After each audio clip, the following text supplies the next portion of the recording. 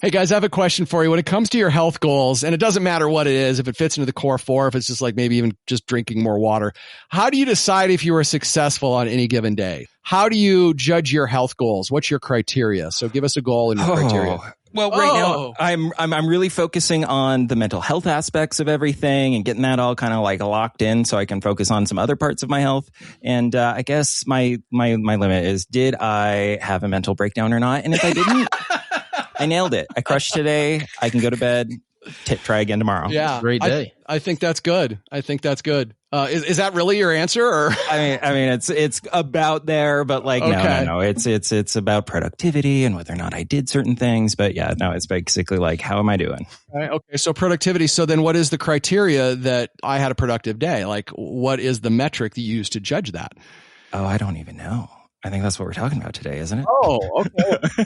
How about you, John? Do you have a goal and what's your metric to say I succeeded? I did it. Yeah, right now I'm working on nutrition and kind of fueling my body better because I've gained a few lbs. I went on a vacation and I ate really nice. I took my wife on a dream little trip. We went to Italy for a little bit and I probably ate my weight in pasta while I was there. Came home and I was like, eesh, buddy. Appropriate.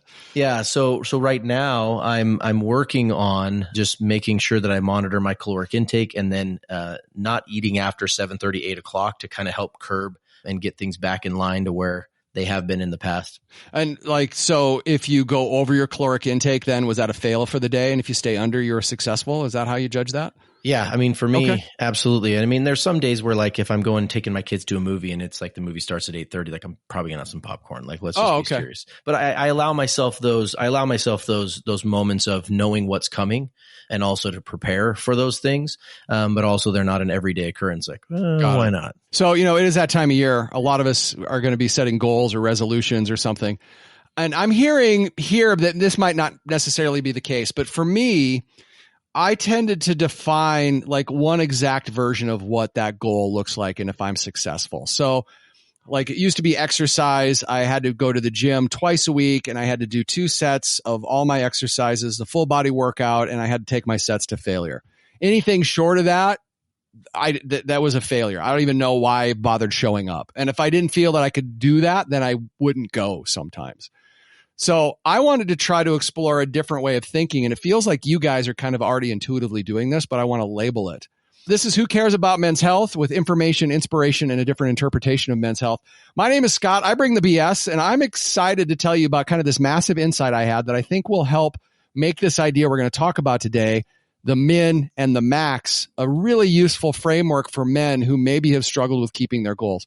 And producer Mitch, he's a Who Cares About Men's Health convert. Hey there. And I guess thinking about the min-max, it made me really think about my bad brain days, which we'll go into deeper, I think, a little later. The MD to my BS, Dr. John Smith. Hey, I'm really looking forward to kind of exploring this more in depth of these ideas to make things more successful, that I can hopefully take it back to my patients too, but also to help me as I go through this journey. I feel like, at least in my case, and I think there are probably other men that fall into this pattern where if our habits slip, our habits slip when our life gets busy.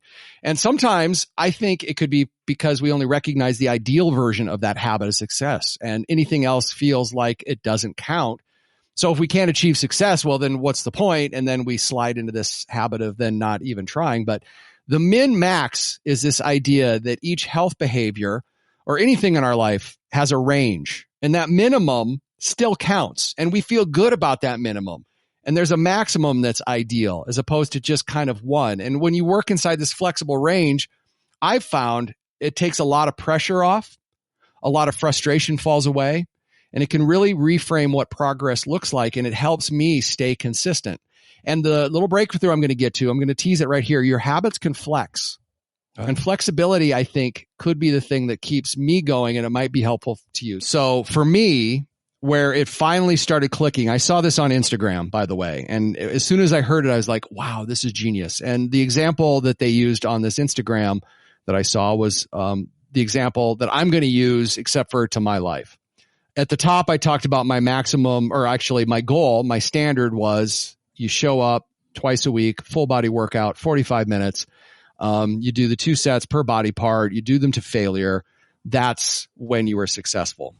But I'd find that there'd be times where that just wasn't possible. And then I heard about this min max, and this individual said, like, if that was his max, and he's like, sometimes your day just doesn't allow that, or your mental energy doesn't allow that, or your physical, you didn't get a good night's sleep, or you're not feeling well doesn't allow that. So what's your minimum? What's the minimum you can feel happy about and still go, I was a success? More importantly, keep the momentum going.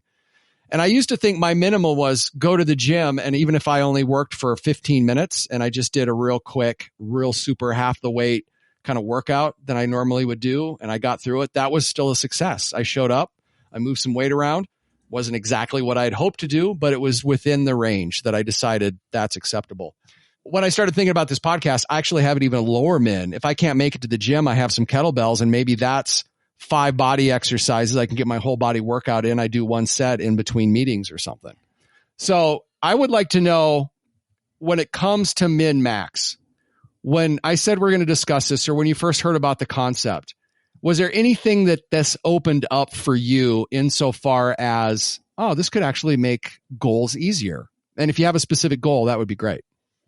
Hearing about this min max, I mean, it made me realize that a lot of things in my life have kind of progressed towards this, if that makes sense, where I've given myself the grace to say it's okay. Like in the beginning, when I talked about kind of the food thing, and I say, if I know I'm taking my kids to the movie, I'm going to have popcorn that night, and I'm okay with that. Whereas before, I might have been much more rigid and said, well, then I just probably won't go to the movies, or like I might even have made it that, rigid. Mm-hmm. And I think having the ability to have these, the little bit of sway is super helpful. And it makes me think about all of the things we're learning about metrics in health.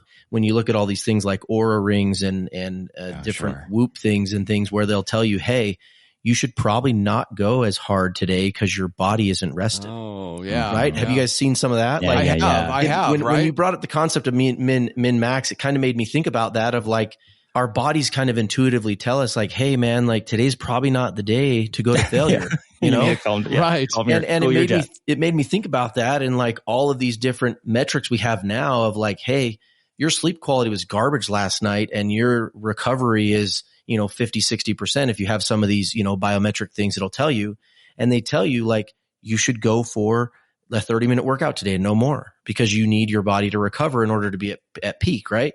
And that's what it made me think about when it kind of made me think about that. But then how can I kind of push that into the goals that I have right now? Does that make sense? Mm-hmm. Yeah. And so to me, that's where I kind of went with the min max, is like, this stuff all makes a lot of sense, that probably if we were 10, we would go, well, duh, like, right. But like, as life gets more complex and things get wild, you kind of look around and you're like, no, but I have to go all the way or it doesn't work. Right. Right. It's just like, I think about Mitch when you say that, and I think about how you used to be with your nutrition, Mitch. Oh yeah. You're counting those macros and you had to just hit those exactly perfectly.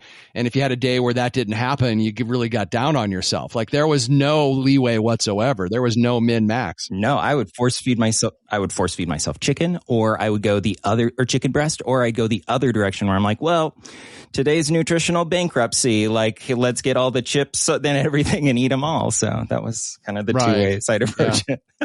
But one of the lessons that I was reminded of when you first kind of started talking about min-maxing was this idea in Japanese culture of Kaizen, this idea of continual small improvements, and that over a very long time, they add up, right?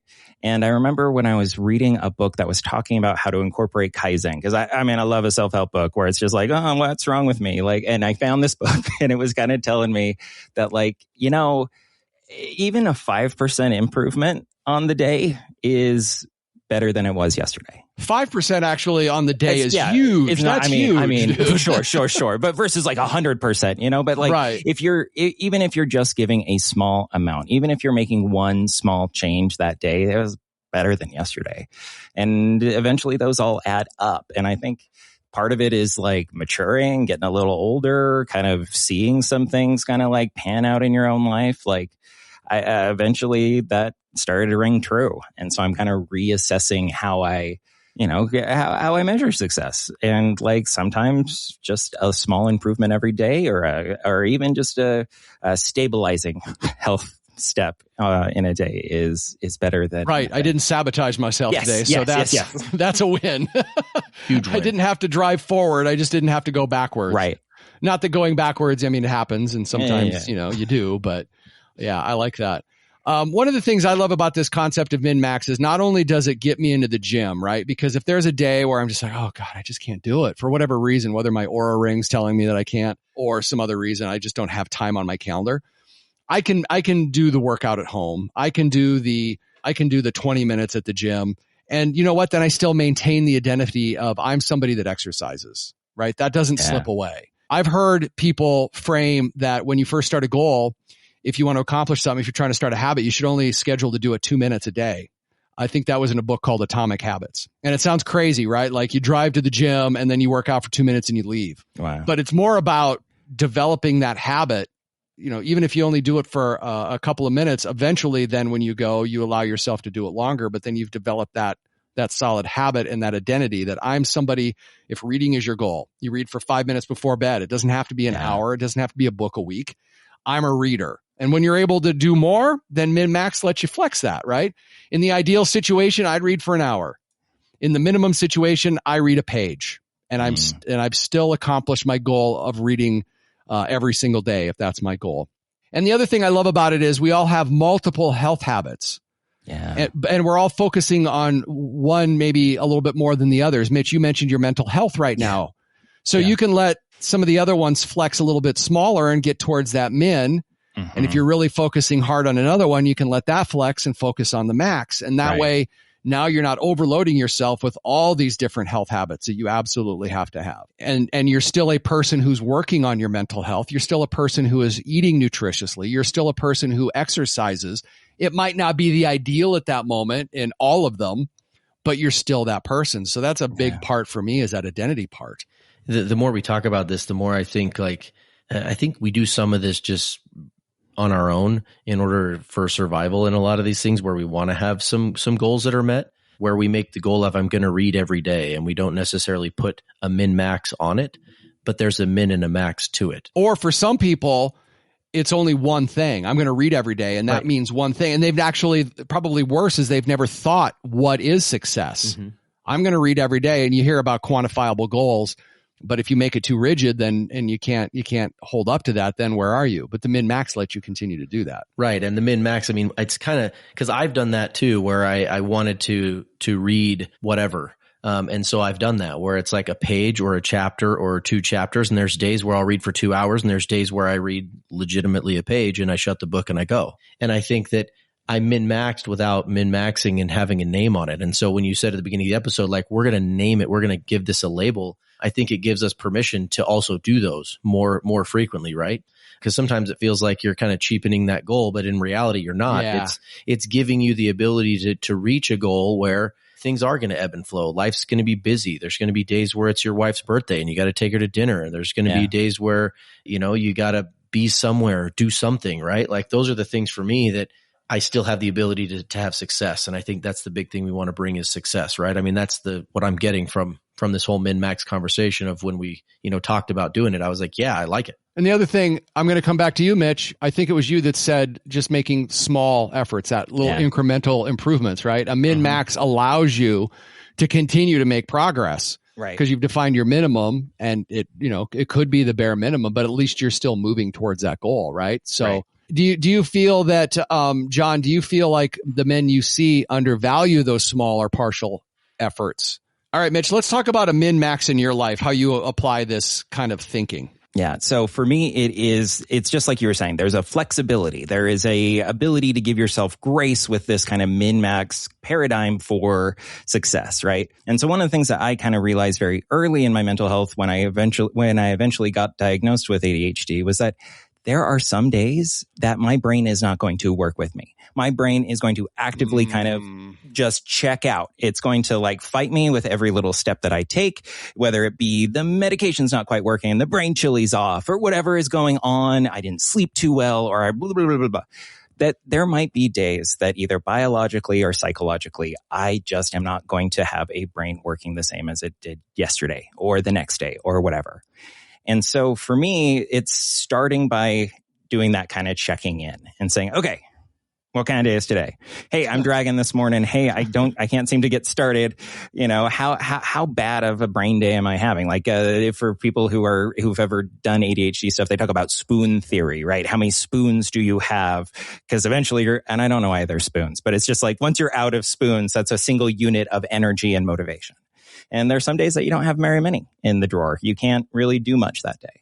And so for me, I've created some systems where it's like, hey, if it's a bad brain day, here is the bare minimum of what you got to do, right? You got to check your email. You got to, if there's any like must do deadlines between now and tomorrow morning, you got to do them.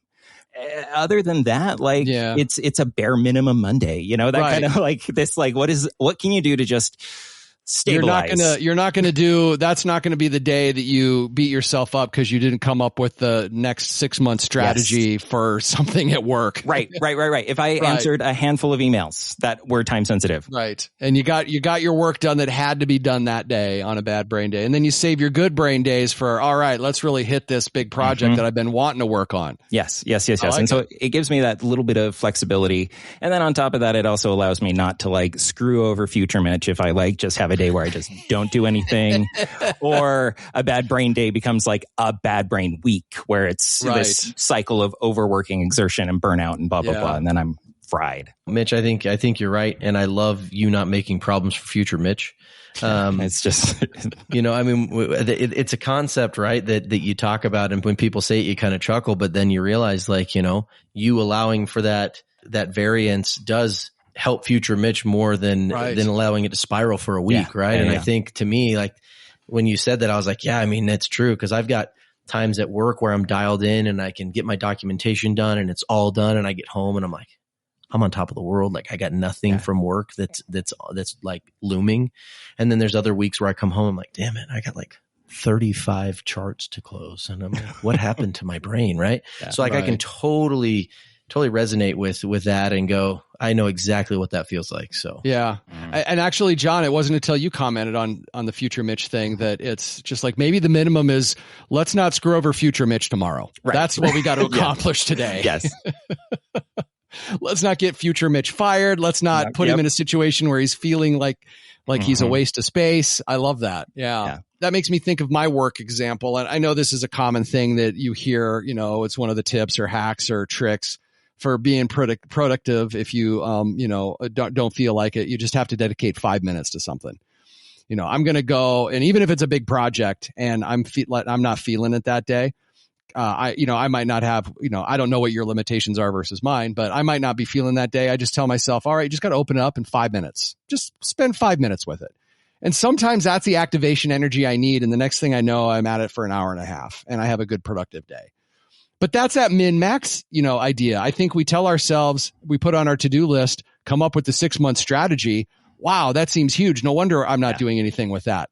But if you go, all right, well, I'm just going to dedicate 5 minutes to the 6 month strategy, then you get to sit down, you start engaging with it. And, if after 5 minutes you just don't have it, then you move on to the next thing and try not to screw over future whoever. And if you do have it, then you just keep rocking it. So, and you feel good about that 5 minutes. Well, I think that's all you did. That's a huge thing. And I do something similar, but I think I've done that as well, where it's just, I just have to do something on this project. I have to do something on this thing. And then something else that I've tried to like push and I've talked to my kids about is, if this is going to take you less than 5 minutes, you do it now. Oh yeah. The do it now. Right. And I know we've talked about that before, but it made me think about that when you talk about the 5 minutes just getting started. Cause sometimes, you get started and an hour and a half later, you look up and you're like, man, I got a lot done. And really your intention was just for 5 minutes. And I think it's awesome.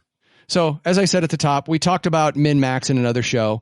It's been something I've been kind of using and successfully. I've really found it super useful to just continue to show up towards my goals every day, to not feel like a failure if I didn't do the thing that I really wanted to do, because I've set a minimum. I've conscientiously decided if I accomplish this little bit today, then that's success. So it helps me emotionally. It helps me motivationally. It helps me continue with the identity that I am a person who, fill in the blank.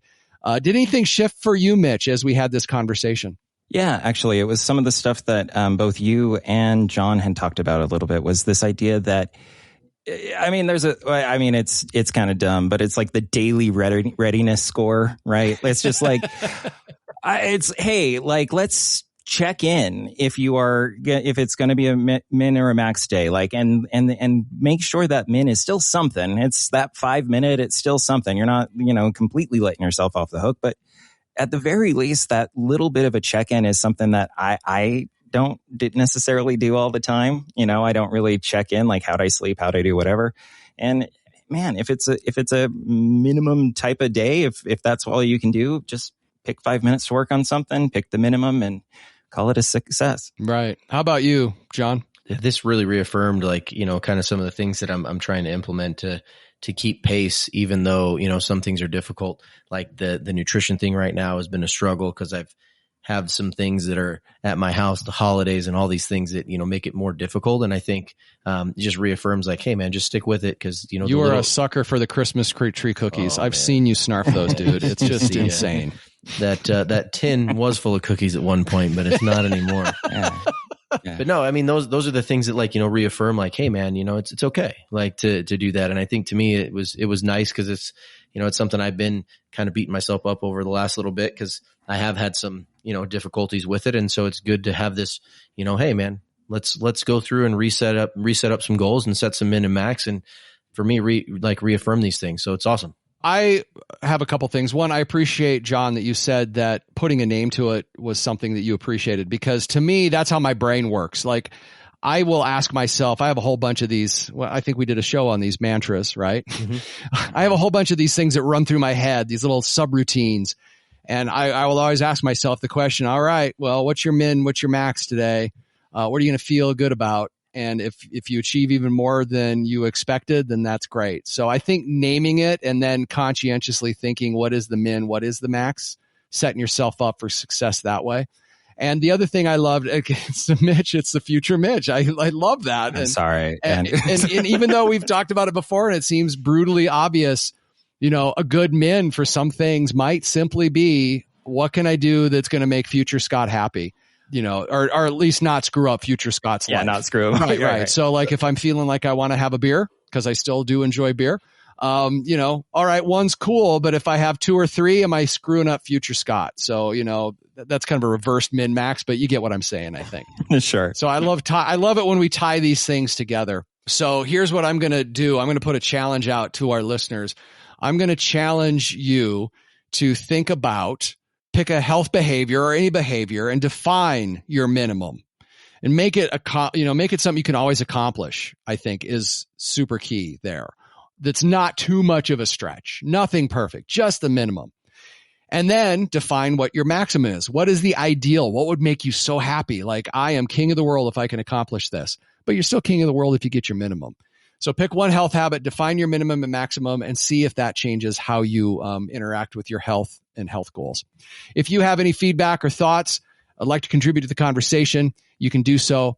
Just email us hello@thescoperadio.com. hello@thescoperadio.com. Thanks for listening. Thanks for caring about men's health.